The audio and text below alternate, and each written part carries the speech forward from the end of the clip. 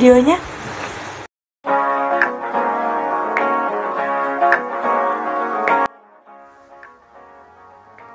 Sistem saraf merupakan mekanisme penghantaran impuls saraf ke susunan saraf pusat. Pemrosesan impuls saraf dan perintah untuk memberi tanggapan rangsangan atau sistem yang mengatur kerja semua sistem organ agar dapat bekerja secara serasi. Sistem saraf tersusun oleh berjuta-juta sel saraf yang mempunyai bentuk bervariasi. Sistem ini meliputi sistem saraf pusat dan sistem saraf tepi. Dalam kegiatannya, saraf mempunyai hubungan kerja seperti mata rantai berurutan antara reseptor dan efektor. Reseptor adalah satu atau sekelompok sel saraf dan sel lainnya yang berfungsi mengenali rangsangan tertentu yang berasal dari luar atau dari dalam tubuh. Efektor adalah sel atau organ yang menghasilkan tanggapan terhadap rangsangan. Contohnya seperti otot dan kelenjar. Tendon adalah struktur anatomis dalam tubuh yang berfungsi menghubungkan otot ke tulang. Otot yang bertanggung jawab untuk menggerakkan tulang. Dengan kata lain, ototlah yang menghasilkan gerak sehingga memungkinkan individu untuk melakukan aktivitas seperti duduk, berdiri, berjalan, melompat, mengangkat, dan bahkan bergerak dalam banyak kombinasi cara. Dengan kata lain, struktur anatomis yang tepat akan menentukan fungsi tendon yang tepat. Gerak pada umumnya terjadi secara sadar, namun ada pula gerak yang terjadi tanpa disadari, yaitu gerak refleks. Impuls pada gerakan sadar melalui jalan yang panjang, yaitu dari reseptor ke saraf sensori, dibawa ke otak untuk selanjutnya diolah di otak, kemudian hasil olahan oleh otak berupa tanggapan yang dibawa oleh saraf motor sebagai perintah yang harus dilaksanakan oleh efektor. Sedangkan gerak refleks berjalan sangat cepat dan tanggapan terjadi secara otomatis terhadap rangsangan tanpa memerlukan kontrol dari otak. Adapun tujuan dari praktikum kali ini yaitu yang pertama, mengetahui alur gerak refleks. Yang kedua, mengetahui tempat-tempat pengukuran refleks tendon. Yang ketiga, mengidentifikasi faktor yang mempengaruhi gerak refleks. Sedangkan rumusan masalahnya yang pertama, bagaimana alur gerak refleks? Yang kedua, di mana saja tempat-tempat pengukuran refleks tendon? Yang ketiga, apa saja faktor yang mempengaruhi gerak refleks? Dan hipotesisnya yang pertama, pada gerak refleks, impuls melalui jalan pendek atau jalan pintas, yaitu dimulai dari reseptor penerima rangsang, kemudian diteruskan oleh saraf sensori ke pusat saraf, diterima oleh sel saraf penghubung atau asosiasi tanpa diolah di dalam otak, langsung dikirim tanggapan ke saraf motor untuk disampaikan ke efektor. Yang kedua, tendon otot biceps berada di bagian distal otot biceps. Tendon otot branchi triceps berada di bagian distal otot branchi triceps.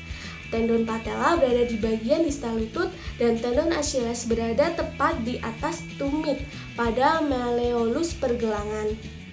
Yang ketiga, gerak refleks disebabkan karena pengaruh rangsangan yang datang dari luar tubuh, di mana jalannya tidak sampai ke otak.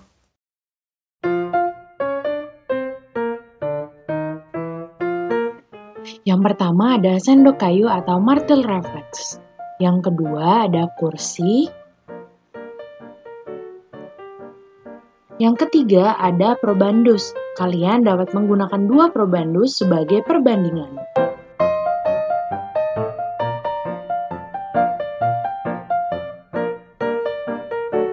Langkah kerja yang pertama adalah mengenai refleks biceps.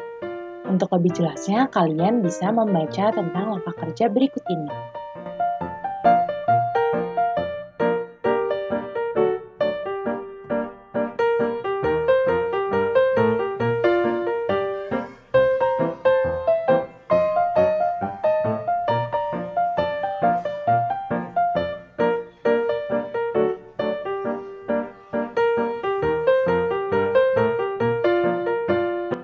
Selanjutnya mengenai refleks triceps.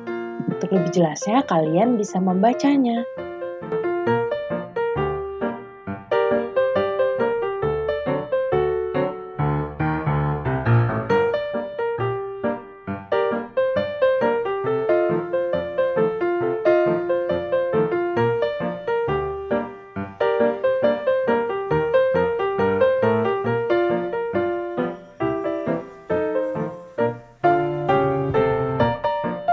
Selanjutnya, percobaan ketiga adalah refleks patella.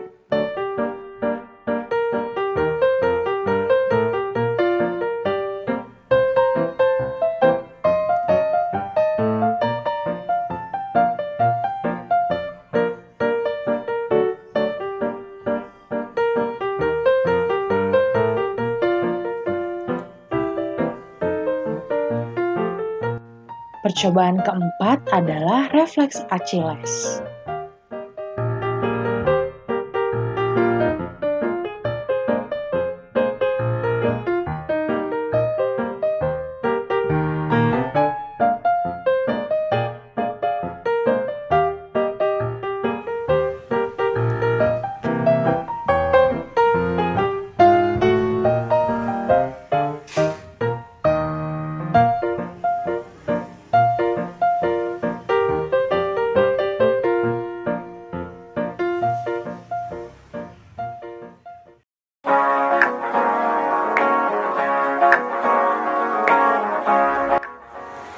Setelah melakukan praktikum, kami mendapatkan hasil pengamatan sebagai berikut.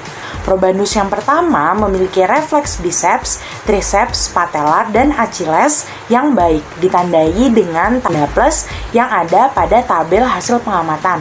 Begitu juga probandus yang kedua. Dia juga memiliki refleks biceps, triceps, patellar, dan Achilles yang baik.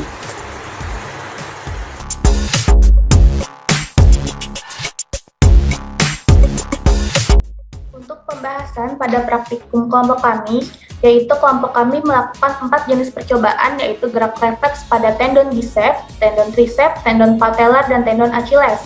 Berdasarkan data hasil percobaan pada kedua probandus yang kami uji, didapatkan hasil yang sama, yaitu seluruh percobaannya positif. Positif ini berarti terjadi gerakan seperti kedutan atau getaran atau tendangan saat praktikan memberikan rangsangan berupa pukulan melalui martel refleks. Saat dipukul dengan martel refleks, tendon akan bergerak karena adanya rangsangan berupa pukulan. Lalu rangsangan tersebut akan diteruskan oleh neuron sensorik ke sistem saraf pusat berupa otak atau sumsum tulang belakang. Nah, otak atau sumsum tulang belakang ini pada gerak refleks hanya bertindak sebagai konektor. Lalu dari sistem saraf pusat ini akan diteruskan ke efektor melalui neuron motorik yang akan mengakibatkan kontraksi pada otot dan otot akan bergerak. Pergerakan pada otot merupakan jenis gerak refleks, yaitu gerak yang disebabkan oleh rangsangan yang mengejutkan atau menyakitkan, dan dihasilkan oleh jalur saraf sederhana, yaitu saraf sensorik, interneuron, dan saraf motorik. Jalur refleks saraf pada keempat percobaan yang kami lakukan itu sama, yang membedakan hanyalah jenis saraf sensorik dan efektornya. Untuk percobaan pertama, yaitu refleks tendon biceps terjadi melalui perjalanan impuls melalui jalur saraf, yaitu rangsangan berupa pukulan martel refleks, reseptor saraf sensorik berupa N musculocotaneus, konektor berupa otak atau sumsum tulang belakang, neuron perantara saraf motorik yang sama yaitu N musculocotaneus, dan efektor berupa M biceps brachii. Untuk percobaan pada refleks tendon triceps yang kedua yaitu perjalanan impuls melalui jalur saraf, rangsangan berupa pukulan martel refleks, reseptor, saraf sensoriknya yaitu N radialis, konektor berupa otak atau sumsum tulang belakang, neuron perantara, saraf motorik yang sama yaitu N radialis, efektor berupa N triceps brachii. Refleks pada percobaan ketiga yaitu refleks tendon patellar terjadi melalui perjalanan impuls melalui jalur saraf yaitu rangsangan berupa pukulan martel refleks, reseptor, saraf sensorik yaitu N femoris, konektor berupa otak atau sumsum tulang belakang, neuron perantara, saraf motorik yang sama yaitu N femoris, dan efektor berupa N quadratus femoris. Refleks pada percobaan keempat yaitu refleks tendon Achilles terjadi melalui perjalanan impuls melalui jalur saraf yaitu rangsangan pukulan martel refleks, reseptor, saraf sensorik berupa N tibialis, konektor berupa otak atau sumsum tulang belakang, neuron perantara, saraf motorik yang sama yaitu M. tibialis, effector, M. gastrocnemius. Gerak refleks yang terjadi pada probandus dapat berbeda-beda jenis dan kekuatan refleksnya. Karena gerak refleks selain dipengaruhi oleh rangsangan, namun juga dipengaruhi oleh faktor-faktor lain. Seperti yang pertama adalah intensitas stimulus. Semakin lemah stimulus, maka reaksi akan lebih lambat. Jika stimulus atau pukulan yang diberikan saat pemeriksaan refleks kuat, maka reaksi ditimbulkan juga akan kuat dan cepat. Tapi jika stimulus atau pukulan yang diberikan lemah, maka reaksi yang diberikan juga lambat dan lemah atau bahkan tidak bereaksi. Yang kedua yaitu umur. Biasanya orang yang lebih tua memiliki waktu reaksi gerak refleks yang lebih lambat dan pengenalan stimulus yang lebih buruk. Yang ketiga yaitu gender, yaitu laki-laki biasanya memiliki respon dari stimulus yang lebih cepat daripada wanita. Yang keempat, penggunaan tangan kanan atau kiri. Jadi banyak penelitian yang menunjukkan bahwa penggunaan tangan kiri atau pengguna tangan kiri atau kidal memiliki respon yang lebih baik daripada pengguna tangan kanan. Hal ini disebabkan oleh belahan otak kiri yang dianggap berfungsi sebagai otak verbal dan logis, sedangkan otak kanan berfungsi mengatur kreativitas, hubungan spasial, pengenalan wajah, dan emosi. Jadi, otak kanan nantinya akan mengatur tangan kiri dan otak kiri akan mengatur tangan kanan. Nah, hal ini membuat peneliti menganggap bahwa penggunaan tangan kiri ini memiliki respon yang lebih baik karena otak kanannya terspesialisasi untuk gerakan spasial dan refleks. Yang kelima yaitu faktor distraksi. Banyaknya distraksi mempengaruhi stimulus, yaitu semakin banyak distraksi maka stimulus yang diberikan akan semakin rendah atau lemah. Nah, saat pemeriksaan refleks, probandus juga harus berada dalam posisi rileks sehingga pergerakan impulsnya lancar. Untuk kesimpulan pada praktikum ini, yaitu gerak refleks terjadi pada jalur saraf sederhana, yaitu saraf sensorik, interneuron, dan saraf motorik. Gerak refleks pada tendon dapat diukur dengan percobaan pemberian rangsangan berupa ketukan pada tendon yang akan diuji, seperti tendon biceps, tendon triceps, tendon patella, dan tendon Achilles, yang akan menghasilkan output berupa kontraksi otot yang menghasilkan gerakan seperti kedutan atau tendangan. Gerak refleks pada setiap orang akan berbeda-beda karena dipengaruhi oleh intensitas stimulus, umur, gender, kekuatan tangan kanan atau kiri, dan distraksi. Nah, itu dia video praktikum dari kami. Karena alat yang digunakan sangat mudah didapatkan, kalian dapat melakukan percobaan ini di rumah loh. Terima kasih telah menonton video kami. Semoga bermanfaat ya. Sampai jumpa lagi.